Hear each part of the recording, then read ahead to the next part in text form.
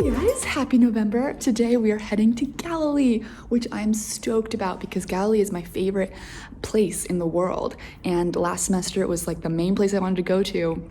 And with Corona and shutdown and everything, we weren't able to make it there. But today we are going there. I guess knock on wood. Do I have wood in here? Nope. Knock on metal. We're going for just the day. We wanted to stay for the weekend, but again, hotels, hostels are mainly closed. So I gotta get my stuff, head to the gate. It's a 2-hour drive there, so I'll see you on the other side.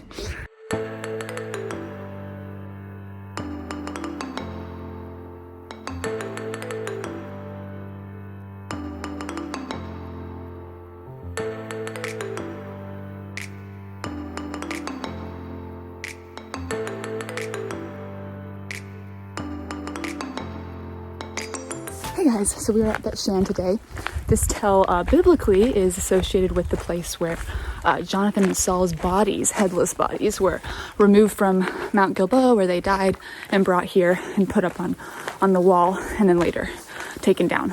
And so the actual biblical site of Bet Shan is up on this tell right here, which I'm about to head up. I've never been up there. I've been to the site many times, and I've never had time to go up there, so I'm making it up this time. And then later on in the Hellenistic period, the city shifts down from that tell down into here, and it becomes known as a Scythopolis. So in the Hellenistic period, Pompey united these 10 cities that became known as the Decapolis, and this was one of them, Scythopolis. This is the only one of the Decapolis cities that is west of the Jordan. And so he united these cities, Romanized them, and in doing so he created this geographical wedge between the Upper Galilee region, which was very Jewish, and then the southern region down near Jerusalem, which was also very Jewish.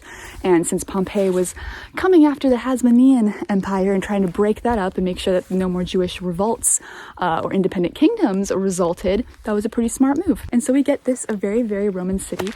It certainly would have been here during the time of Jesus. We don't know if Jesus ever stopped by here, but we know he went into the region of the Decapolis, so it's not unlikely that he was here at some point. And you can see, we'll be going to Galilee later, some of the smaller villages in Galilee that Jesus would have visited, and you can definitely see the contrast between a Roman Hellenized city like this and then the smaller Galilean villages where Jesus spent the majority of his time. So let's head up that tell. I don't want to miss it this time.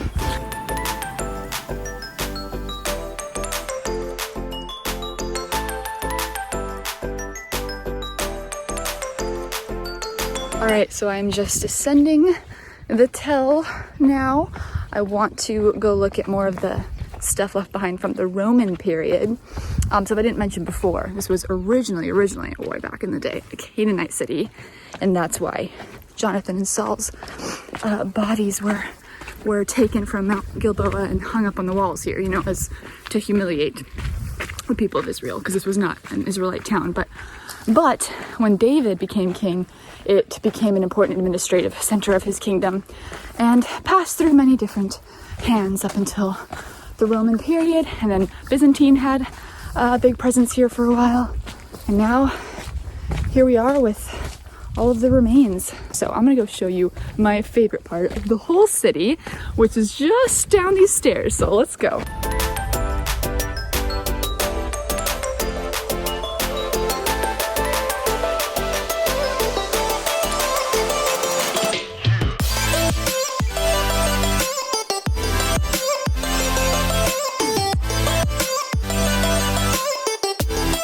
All right, so I literally have like 5 minutes before I need to be in the car going. So I have picked the best of the best to show you. The site is just far too large to show you everything in, the amount of time I have here.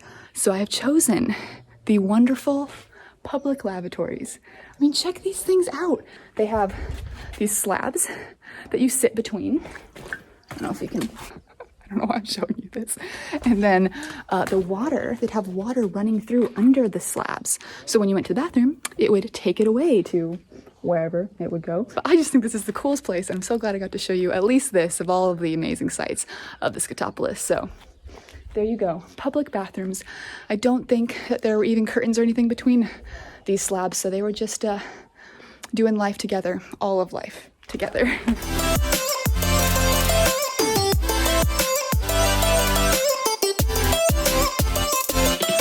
Gonna get muddy, peeps.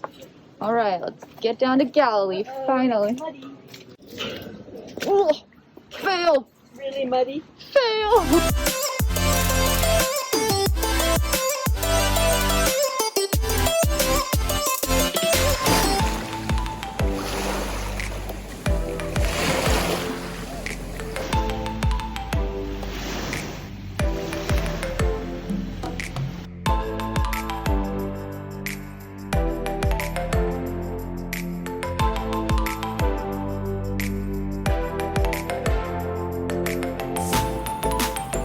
to the great view of Galilee from up here. This is one of my favorite places in the world. I love that with more natural sites like Galilee, for example, you can pretty much imagine exactly what it looked like in the time of Jesus and what the feeling was like, what the smells were like, the plants. I mean, some of the plants are different, but you know what I'm saying. With the cities and the temples and structures, we get ruins, and that's great because it commemorates a place and we can learn about it there, but it's what I said, it's in ruins, and so that's harder to really get a good image of what it was like when Jesus was here. And that's why I love Galilee.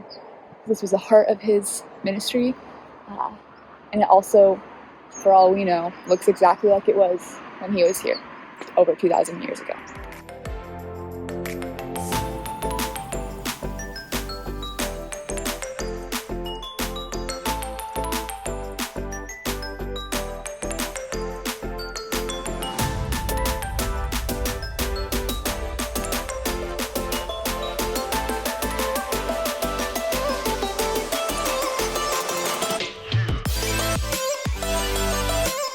Wow, so we were not expecting to be able to go here.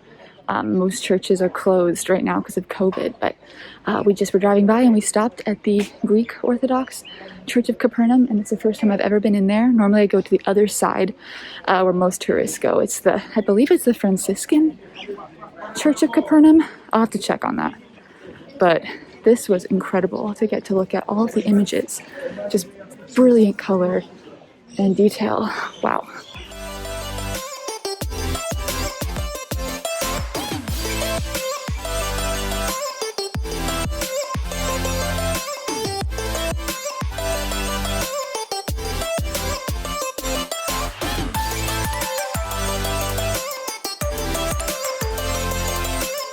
I'm in the remains of the synagogue now. The town is made of basalt stone, this black stone right here.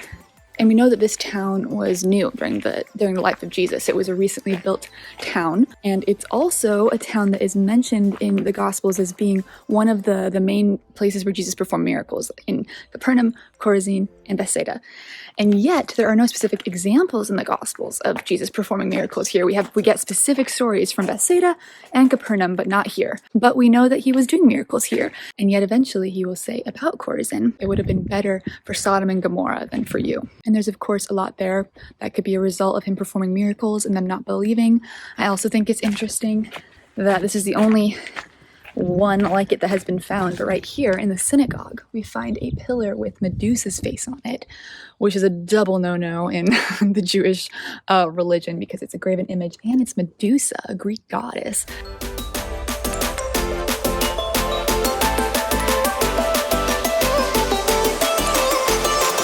So there's definitely a clear sign of syncretism of the Jewish religion mixing with the Hellenized religions of the day. We also get a pretty great image for what houses looked like in the first century, with the insula setup of an outer courtyard and different rooms built off of it. And we can see that here. I'll show you some footage now. And I think it's a really great image for when Jesus talks about how he's going to prepare a place. He's going to prepare a Beit Av for us, the house of the Father, a place where there's room for all of us to live in. And I think that's really great to see how that looked in this time. Okay, there is so much more I could say about this place, but once again, I'm going to miss my ride if I keep talking, so let's go.